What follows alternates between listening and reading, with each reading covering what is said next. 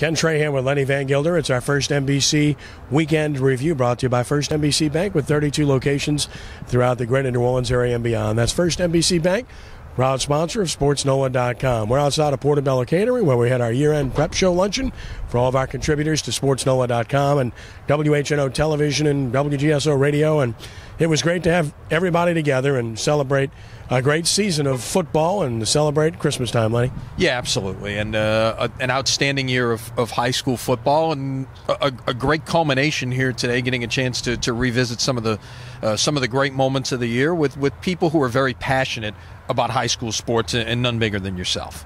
Well, we had a great time with it, and not having a great time with the New Orleans Saints at Charlotte against Carolina.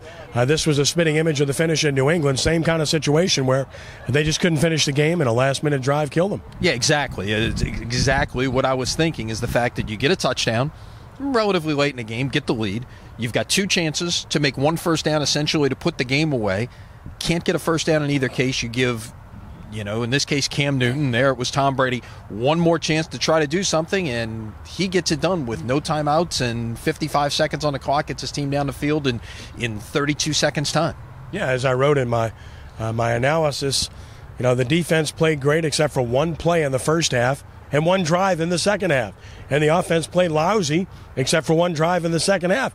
And Thomas Morstead was outstanding except for one punt in the second half. It's a team effort, Lenny. Yeah, that last punt did kind of confuse me a little bit. It was almost if he was trying not to get a return, and so he kicked it like he was kicking it into a situation to put it down inside the 10. So he kicked it short and almost end over end, and maybe that was the strategy, not to allow Ginn to be able to return it, to hang it up there a little bit and not allow a return in that situation, because obviously if you do kick it deep and Ginn takes it back to the house, then we're questioning why did you even kick it at all. So I can't necessarily fault that. There's a lot of things that you can't necessarily fault. But at the end of the day, you got to make a play. And the one thing that I think you can look back on is this, and could look back on how the season finishes up in coming out of this game, is the injury to Kenny Vaccaro, who has been outstanding as a rookie. And, a couple of times Cam Newton went after Roman Harper on that last drive, which I pointed out, and I just think the injuries have caught up with their secondary. I mean, keep in mind, you lost Patrick Robinson, a starter, before the year started. Then you lose Jabari Greer. Raphael Bush, who, by the way, is pretty good, and at this stage probably better than Harper, to be honest with you. And now you lose Vaccaro.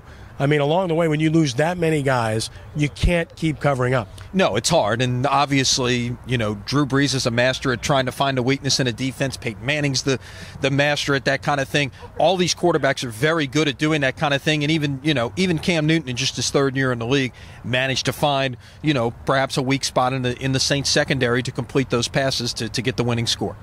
And then, of course, now it's on to a home game with Tampa Bay, and the Saints have not clinched a playoff spot. Many things could happen. They could still conceivably get the second seed and home field advantage, although that would take a Carolina loss. But Arizona winning at Seattle means that the Saints haven't clinched anything.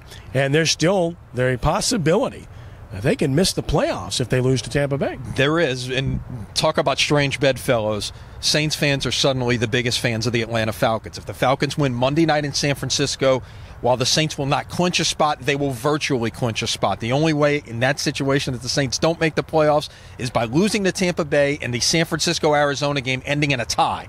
So that's bizarre. And, of course, we know next Sunday at noon, the Falcons are at home to Carolina. If the Falcons win that game, suddenly the Saints are playing for a division title in the 2 seed when the game kicks at 3:25. By the way, if you missed it Sunday night, the game was shifted back from noon to 3:25 on Sunday in the Dome. It'll be part of Fox's doubleheader. Actually, both networks have a doubleheader next Sunday.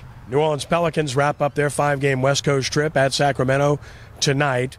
And they've lost the first 4, although the fourth one was easily their best effort against a really good Portland team on the road. They had a shot to win that game, played very well, I thought, just came up short. Yeah, and it was a good effort, but again, that is a very good Portland team. I tell you what you see out of Damian Lillard reminds you so much of what we saw in the first couple of years with Chris Paul, doesn't it? What a great pick that was for the Blazers, and I mean, he may be a guy that you can see anchoring that team for the next decade or so, assuming they can keep him, like you have to talk about so many times in the NBA.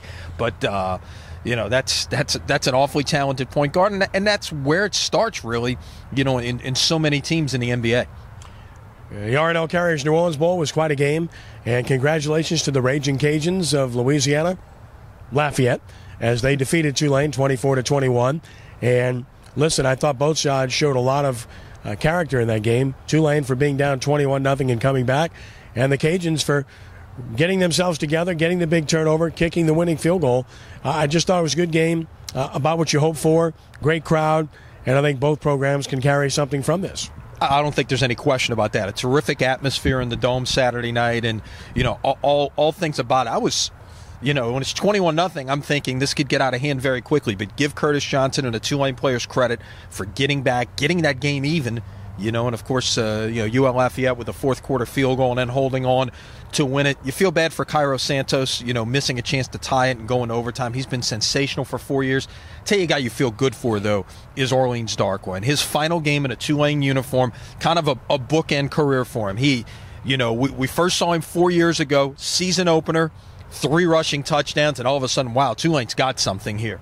Last game in a Tulane uniform, 3 rushing touchdowns to set a New Orleans Bowl record. And, oh, by the way, tying the Tulane career record for rushing touchdowns with a guy named Matt Forte. So that was important to him. He told me that earlier in the year, to be able to perhaps get that record, and he got it on the last game of his career. He sure did. And then last but not least, Sugar Bowl coming up, Alabama, Oklahoma, of course, LSU, and the Outback Bowl against Iowa. Yep, that's coming in January. We still got to get through the Christmas season first, but the bowl season is now fully in swing with things kicking off on Saturday, and we'll start counting down to LSU, Iowa, to Alabama, Oklahoma, and, of course, a lot of coverage here at SportsNola.com. Sports Nola TV, Monday night at 6 p.m. Look forward to that, as always, Lenny. Yeah, should be a fun way, a festive way to kick off your Christmas week. I can promise that. Be sure to tune in. Always a pleasure. Thank you. Merry Christmas to you and yours. Merry Christmas, and we'll see everybody later this week. That's our First NBC Bank Weekend Review, brought to you by First NBC Bank, with 32 locations throughout the greater New Orleans area and beyond. That's First NBC Bank, proud sponsor of SportsNola.com. For Lenny, I'm Kenny. Merry Christmas, one and all. God bless you.